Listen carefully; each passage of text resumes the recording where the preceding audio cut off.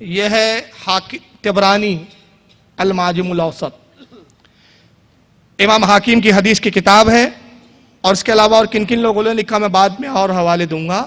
حدیث نمبر اس کی 752 اور اس کی جلد نمبر 1 ہے، صفحہ نمبر 242۔ حضرت عبداللہ ابن عباس سے امام طبرانی نے حدیث نقل کی کہ قرآن میں جب یہ آیت نازل ہوئی کہ اللہ نے فرمایا کہ محبوب تمہارے پاس کچھ گوار منافق موجود ہے، اور کچھ مدینے والے، کچھ منافق گوار جو آس پاس کے علاقے کے اور کچھ مدینے کے، اور اپنی منافقت پہ اڑے ہوئے ہیں، اے محبوب آپ نہیں جانتے، ہم انہیں جانتے ہیں۔ اور پھر نبی کو حکم دیا ان کو نکالو مسجد سے۔ اب کیسے نکالا گیا آئیے، بڑی طویل حدیث ہے، میں وہ ایک سینٹنس حدیث کا پڑھ لیتا ہوں۔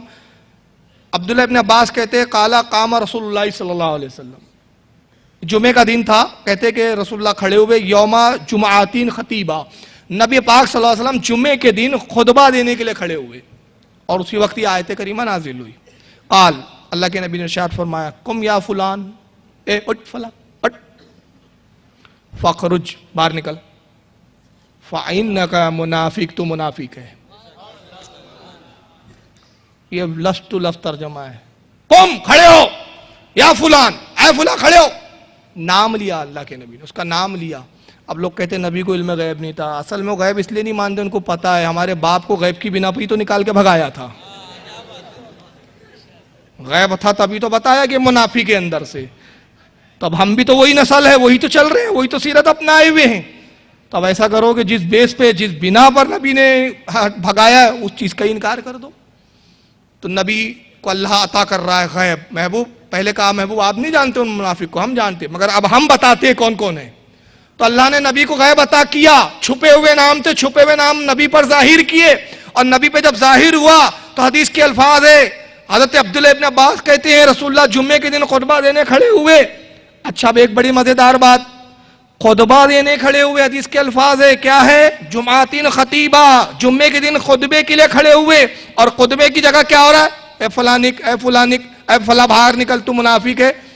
معلوم ہے منافقوں کی مذمت کرنا بھی عبادت ہے، خطبے میں ہو رہا ہے نا، اور خطبہ بھی عبادت ہے، اور خطبہ سننا بھی واجب ہے، تو یہ معلوم ہوا کہ یہ بھی عبادت ہے۔ اور اگر آپ کو یقین نہ ہو تو ایک اور حدیث سنا دوں، اللہ کے نبی نے فرمایا لوگوں صدقہ اور خیرات کرو، صدقے کا یہ ثواب، یہ ثواب، یہ ثواب۔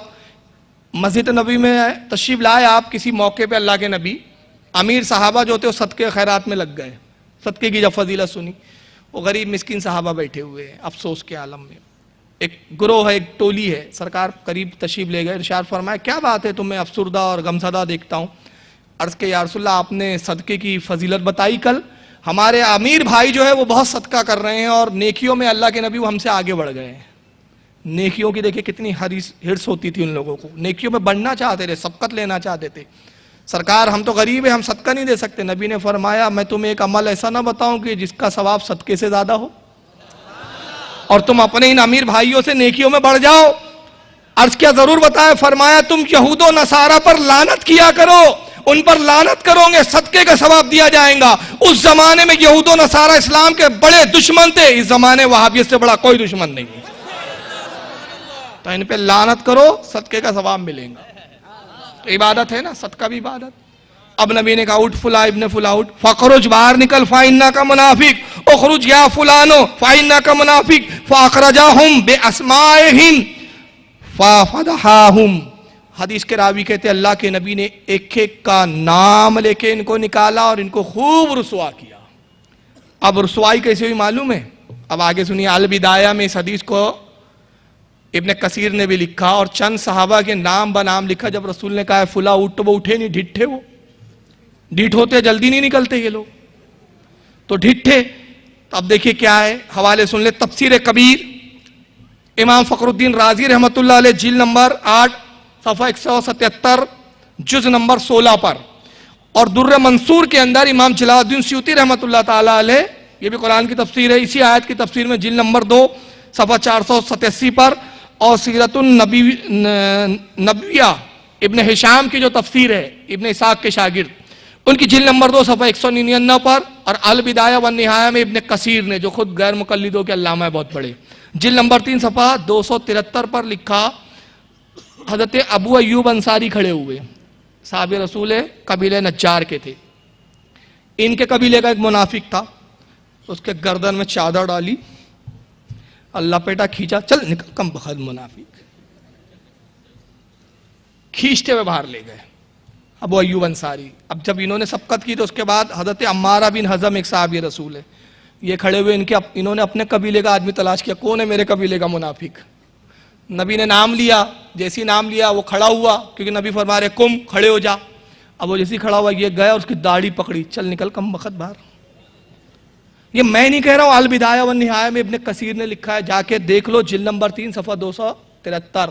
نہ ملے تو مجھے بلانا، اپنے خرچے پہ آؤں گا انشاءاللہ، کسی سے ٹکٹ نہیں مانگوں گا، نہ ملے تو مجھے بلانا، مگر ایک شرط، میں دکھا دوں تو توبہ کر لینا،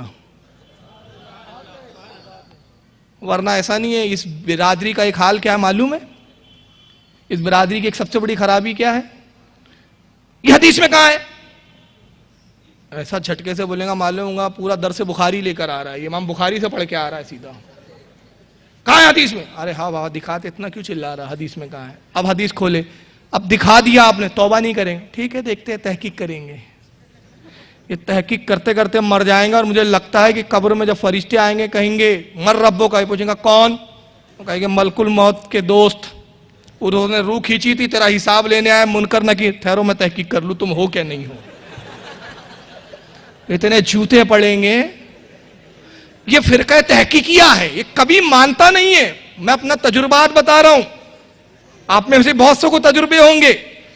یہ بولے گا حدیث میں کہاں ہے بتاؤ، حدیث بتاؤ تو مانیں گا نہیں، معلوم ہے یہ حدیث نہیں مانتا، اپنی طبیعت مانتا ہے، کیونکہ اس کی طبیعت قبول نہیں کرتی اس چیز کو۔ کہے گا قرآن میں کہاں ہے، آپ قرآن بھی کھول کے دکھاؤ، یہ دیکھو قرآن میں، ٹھیک ہے تحقیق کرتے۔ ابے خبی جب دکھ گیا تو اب تحقیق کی کیا ضرورت ہے، اب تو دیکھ رہا ہے نا تو اپنی آنکھوں سے، تو صفت پوری منافقت والی ہے، چھوڑتے نہیں ہے یہ۔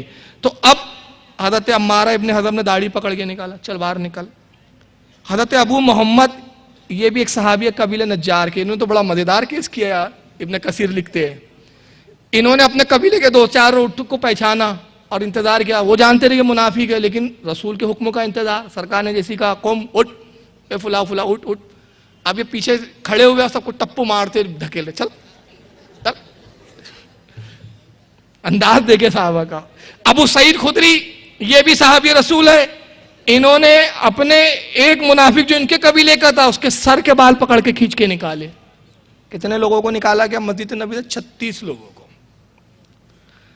حضرت عمر رضی اللہ تعالیٰ عنہ اتفاق سے اس دن تاخیر ہو گئی تھی، آپ کو کسی کام میں مصروف ہونے کے، جمعے کا دن تھا، آپ تیزی سے جا رہے تھے کہ سرکار کہیں نماز نہ پڑھا دے، میرے سے کوئی خطبہ نہ چھوٹ جائے، دیکھا یہ ٹولی نکل رہی ہے، آپ کو اندیشہ ہوا، خیال گزرا شاید نماز ہو گئی، تو آپ بالکل رونے کی کیفیت طاری ہوئی کہ آج مجھ سے جمعہ چھوٹ گیا، بہت بڑا قصور ہو گیا مجھ سے۔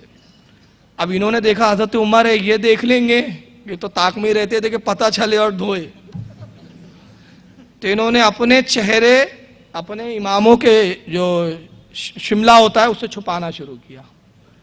کیا بولتے ہیں؟ کیا بول رہے ہیں؟ اچھا ادھر بات ہوئی، چہرے چھپا کے نکلے۔ یہ بڑے تعجب میں حضرت عمر رضی اللہ عنہ، آخر چہرے چھپا کے کیوں بھاگ رہے ہیں؟ اندر پہنچے تو دیکھا کہ رسول اللہ تو ممبر پہ تشریف فرمائے، خطبہ ارشاد فرما رہے، آپ خوش ہو گئے کہ جمعہ نہیں چھوٹا۔ آپ بیٹھے تو ایک سرکار کا خطبہ جیسی ختم ہوا تو ایک صحابی سے پوچھتے کیا بات ہے وہ لوگ نماز پڑھے بغیر نکل گئے؟